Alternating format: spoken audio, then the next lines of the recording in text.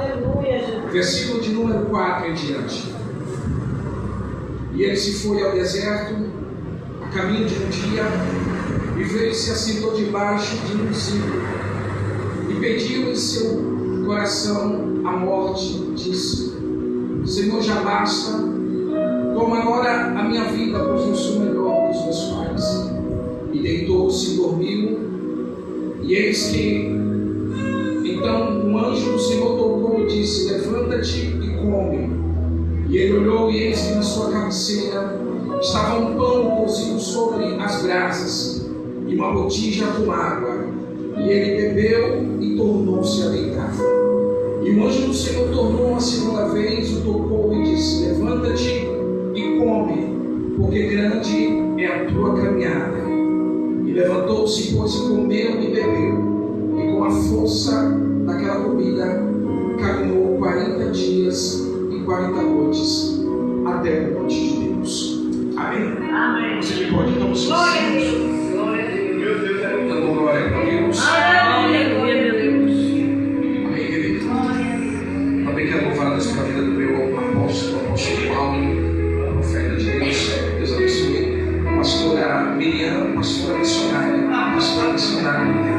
Amém. Deus abençoe. Também o Diácono Denis, falei comigo, Deus. Amados, hoje é uma noite de quinta-feira, é uma noite de culto, de cura e de libertação. Eu já vou adiantar o que é que Jesus vai fazer aqui nessa noite. Uns vão sair daqui curados pelo poder da palavra. Glória a Deus, aleluia. Outros sairão daqui libertos Glória. pelo poder da palavra de Jesus Cristo. Amém? Amém. Quando eu recebi o convite, eu pedi a Jesus uma palavra. Senhor, eu quero uma palavra. Quero uma palavra para compartilhar com os meus irmãos. Eu confesso para os irmãos que milhares de mensagens veio no meu coração, mas só essa Jesus ele fez empolgar. Eu creio que eu estou no caminho certo nessa noite. Olha que coisa interessante. Antes de falar daquilo que Deus colocou no meu coração, só para quem gosta das curiosidades da Bíblia. Quando Deus criou o mundo, Deus colocou 2 seres humanos dentro daquele grande jardim. E aqueles seres humanos que Deus colocou dentro do jardim, eles tinham um contato com Deus todos os dias. Se você ler o livro de Gênesis, você vai ver que Deus descia no jardim quase ao nascer do sol, ou melhor, antes que o sol ele se rompesse. Deus descia para conversar com aqueles dois, Adão e Eva. Todo mundo conhece essa história. Ou seja, existia um contato, existia um elo entre o Criador e a criatura. Um homem tinha um contato amplo e aberto com Deus. Mas você conhece a história. Por causa da desobediência do homem, por causa do pecado do homem, esse contato que o ser humano tinha com Deus foi quebrado, foi rompido. Deus agora, ele não fala mais com o ser humano como ele falava antigamente. A Bíblia diz que Deus ele se afasta do ser humano. Deus vai encontrar outra pessoa para falar com ele um pouco mais na frente. Um homem chamado Noé. Todo mundo conhece a história de Noé. Deus começa a voltar, ou melhor, Deus começa a ter contato de novo com o homem através de Noé. E daquele tempo em diante, Deus ele começa a falar com o homem, os homens, os seres humanos da terra. Só que Deus, ele não falava com todos. Deus escolheu agora apenas uma pessoa. Deus não falava com todos, ele falava apenas com uma pessoa. E essa pessoa que Deus falava, ele era chamado de profeta. Como é o nome dele? Profeta. Não ouvi como é o nome dele? Profeta. Os profetas eram homens escolhidos por Deus, homens selecionados por Deus, homens que tinham o privilégio de ouvir Deus, falar com Deus e sentir Deus. Olha que coisa. Imagine só que na Terra existe mais de 7 milhões e meio de habitantes. E você é o único homem da Terra que consegue ver Deus, consegue ouvir a voz de Deus e consegue falar com Deus. Eram homens separados por Deus, não era todo mundo. Eram homens escolhidos a Deus. E detalhe, Deus naquela época, ele não podia levantar 2, 3 profetas, era levantado apenas um profeta. Deus só poderia levantar outro profeta quando o profeta estivesse em ascensão, ele morresse. Quando o profeta morresse, Deus ele podia levantar outro homem para que seja o o porta-voz de Deus, para que seja o interlocutor de Deus. Quem acompanhou daqui, diga amém. Amém. No capítulo 19, nós encontramos aqui a história de um dos profetas, que, diga-se de passagem, é o maior de todos os profetas. O profeta que está assistindo agora é um profeta chamado Elias. Elias é o maioral dos profetas. O ministério de Elias era tão violento. Deus usava Elias de uma forma tão terrível, tão violenta, que Elias era considerado o leão dos profetas. Já ouviu essa frase? Elias era um profeta tão terrível que as pessoas ouviam falar pelo nome de Elias que os reis daquela época temiam a ele. Temiam, porque sabiam que o profeta era um homem de Deus. Falava com ele, era um homem que quando ele ia visitar, ele só tinha 2 palavras na boca. O profeta não saía de casa, mas quando o profeta saía de casa, ele tinha 2 palavras. Ou Deus iria levantar alguém, ou Deus iria abater alguém. Só existia essas 2 palavras. O profeta que está assistindo agora é o profeta Elias. Se você pegar o capítulo 18 e 19 de 1 Reis, você vai ver Elias agora confrontando 400 profetas de Baal, e 450 profetas de Baal, e 400 profetas de Acera. Ou seja, Elias agora está desafiando 850 homens. Ele chama os profetas para cima da montanha, ele chama os profetas para cima do monte, e ele desafia. E naquele dia a Bíblia diz que Deus ele colocou a medalha no pescoço de Elias. Deus deu a vitória, porque Deus ele respondeu a Elias com fogo naquele dia. Quando Deus responde a Elias em cima do monte com fogo, a Bíblia diz que Elias mata os 400 profetas de Baal, 450 profetas de Baal, e os 400 profetas de Azera no fio da espada. Elias, quando mata todos os profetas, a notícia chega. Eu estou trazendo a história de propósito para que você entenda onde eu quero chegar. A notícia chega até o palácio de Jezabel dizendo que os profetas estavam mortos, que o profeta Elias tinha matado todos os profetas, que nenhum deles sobraram vivos, que todos eles tombaram no desafio do Monte Carmelo com Elias. Quando Jezabel ouve a palavra dizendo que os profetas todos estavam mortos, a ira e a fúria nasce no coração de Jezabel. Jezabel agora manda um recado para Elias. Ou melhor, não era um recado, era uma ameaça. Jezabel pega um menino, esses meninos de 14, 15, 16, 17 anos. Ela pega um menino mensageiro e manda um recado para Elias.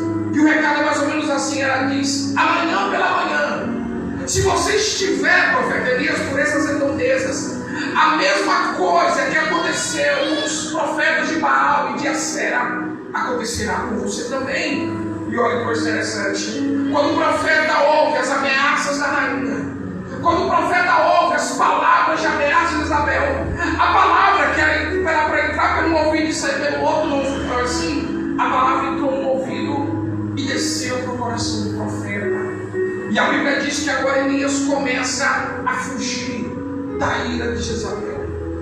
Elias começa a correr da ameaça. Olha que coisa interessante. Um homem que desafiou 850 profetas agora está fugindo da palavra de uma mulher. Está fugindo de uma simples palavra de uma rainha. Elias agora começa a fugir, desgarrado do seu destino. Ele vai parar no meio do deserto. E a Bíblia diz que ele vai andando. Ele vai andando. E o texto bíblico diz que de tanto ele andar, ele se cansa. Ele se senta no meio do deserto. Ele pega uma pedra e ele olha para o céu e ele faz uma oração. Ele diz: Senhor, Jeová, basta, já deu, Senhor. Jesus, tire a minha vida, me mata, Jesus, porque eu não sou melhor do que meu pai e também não sou melhor do que a minha mãe. E foi aqui, irmãos, com essa palavra do profeta que colocou essa mensagem no meu coração. Olha que coisa interessante. O maior de todos os profetas. Amados, eu estou falando de qualquer profeta, eu não estou falando do maioral de todos os profetas. E talvez você esteja me questionando: não, pastor, o maior de todos os profetas é Moisés. Só que não. Moisés, ele não era profeta. Moisés, ele tinha o dom da profecia, né, pastora? Só que Moisés, ele não era profeta de verdade. Pelo que eu entendo, Moisés era uma espécie de um legislador.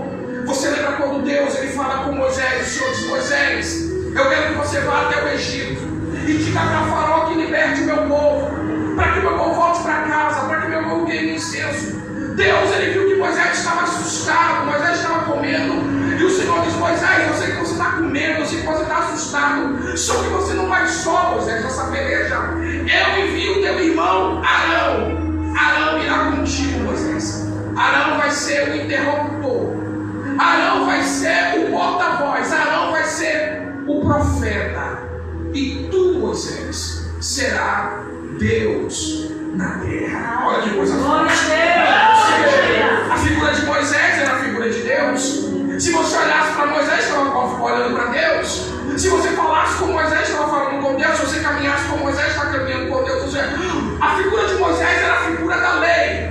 Moisés simbolizava a lei. Você vai ver no Novo Testamento Jesus subindo em cima do monte da transfiguração, no monte da cor, como você quer dizer. Jesus leva com ele 3 discípulos. Jesus pede, Jesus se afasta um pouco dele, e a Bíblia diz que o corpo dele se transfigura, as vestes dele ficam resplandecentes, o rosto dele brilha, e ele começa a flutuar na frente dos discípulos. Os discípulos estão olhando aquele homem com o corpo todo transfigurado, e a Bíblia diz que do lado direito dele, do lado esquerdo dele, aparecem 2 homens. Um é Moisés e o outro é Elias. 2 homens aparecem ao lado dele e eles se apresentam. Ele disse: eu sou Moisés, eu simbolizo a lei, eu sou o símbolo da lei. E o outro se apresenta também, ele diz: eu sou Elias, eu simbolizo os profetas, eu sou o símbolo dos profetas na terra. Ou seja, Elias, não existe na Bíblia Sagrada um profeta maior do que Elias. Eu fiz isso aqui só para que você entenda o peso que existia sobre a vida de Elias. E olha que coisa interessante: o maior de todos os profetas, o símbolo dos profetas da terra, está passando agora por uma situação tão adversa, está passando agora por algo tão terrível, que ele olha para o céu e ele diz: Senhor, tira a minha vida, me mata, Senhor, tire a minha vida. O maior de todos os profetas, o símbolo dos profetas na terra, está passando por algo terrível na vida dele. Eu creio que o Elias passou, a metade da igreja também já passou. Se não passou, um dia vai passar. Elias está passando por uma crise especial tão grande na vida dele. Elias está passando por um processo na vida dele que a única forma, ou melhor, a única coisa que ele encontra é para que Deus mate a vida dele. Ou seja, um sentimento ruim agora brota no coração do profeta. Elias agora está passando por aquilo que nós chamamos de depressão. E é interessante nós falarmos sobre isso nessa noite, porque a depressão é a doença do século, é a doença do milênio, é a doença, detalhe, quando essa doença vem sobre a vida do ser humano, ela pega o rico, ela pega o pobre, ela pega o negro, ela pega o branco, ou seja, ela não escolhe classe social. E eu falo sobre depressão porque eu entendo sobre isso, porque eu já peguei depressão. Imagine só uma doença que destrói a pessoa, e que a pessoa perde a esperança, a pessoa perde a expectativa de vida, o mundo perde colorido, a comida perde o sabor, a flor perde o cheiro, a pessoa perde o sentido da vida. E a única coisa que a pessoa encontra, ou melhor, a única porta que se abre na frente é para que a pessoa tire a própria vida. Tem 2 demônios que acompanham o depressivo. O primeiro demônio é o demônio chamado de Chucaveira, que é o demônio da morte. Você pode ver que todo depressivo, qual é o sentimento dele? É de cortar os pulsos, é de beber veneno, é de pular na frente de um carro, é de pular em cima de um prédio, é de tirar da própria vida. O segundo demônio é o demônio chamado Maria Mulambo, que é o demônio da sujeira. Você pode ver que todo depressivo, ele não escova os dentes, ele não toma banho, ele vive dentro de um quarto, preso, enclausurado. Se não for a mão de Deus para tirar ele daquela situação, só Jesus da causa. E detalhe, o quarto que o cidadão, que o Dudu Puxa, ele fica, é um quarto escuro. Você já parou para analisar isso? Porque o quarto, apóstolo, tem que ser escuro. Você pode ver toda pessoa que está com sintomas dessa doença chamada depressão, ele fica dentro de um quarto escuro, e quando vem alguém, acende a luz, a primeira coisa que acontece, É automático, ele coloca as mãos nos olhos. Ele pede para que ligue a luz, por quê? Porque aquilo que está nele incomoda. A luz, não, e a medicina que fala sobre isso. A medicina diz que a luz do sol, quando alguém está na beira, quando a pessoa está com depressão, a primeira coisa que a depressão ela atinge na vida do ser humano, a primeira coisa é os hormônios. Os hormônios é a vida do ser humano. No homem é chamado de testosterona. Quando a depressão vem, ela atinge a testosterona do homem, que é a força, é a vitalidade, é a vida do homem. Se o homem não tiver testosterona, o homem está morto, o homem está acabado. Na mulher é chamada de progesterona. Atinge a progesterona da mulher, que é a força, é a vitalidade. Você pode ver quando a mulher ela perde, ela entra na progesterona, o ciclo menstrual dela termina e ela entra naquilo que nós chamamos de menopausa, porque as forças dela, a vitalidade dela já está indo embora. Ela não é mais aquela mulher de antigamente, já está indo embora. É isso que acontece. Ela primeiro atinge os hormônios. A pessoa não tem vontade de sair de casa. A pessoa não tem vontade de sair dentro de um quarto. Ela cria uma redoma. Ela cria um mundinho só dela. Quando ela entra dentro de um quarto, o quarto tem que ser escuro. Porque a medicina diz que quando a pessoa entra nesse estágio, quando o sol, a luz do sol, ela toca na pele do ser humano, ela começa a projetar dentro do ser humano aquilo que nós chamamos de hormônio. A luz do sol, essa luz que nós estamos aqui. É por isso que quando você liga a luz no quarto do seu filho que está com depressão, quando você liga a luz, ele coloca a mão nos olhos, ele manda de ligar, porque o que está dele não odeia a luz. Porque ele sabe que a luz ela pode projetar nele a energia, a força, a vitalidade. Pastor, eu te explico agora. A luz de Deus vai te banhar.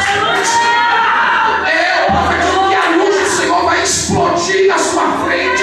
Os demônios vão ter que bater em retirada. Hoje é uma noite de cura e de libertação. Os demônios estão batendo em retirada nessa noite. Chucaveira, Maria do Lampo, Prego Velho, Serpilita, Costa, Gabriel, São Jorge, todos eles estão batendo em retirada nessa noite. A vitória será sua. A vitória será sua. Alguém acredita nisso?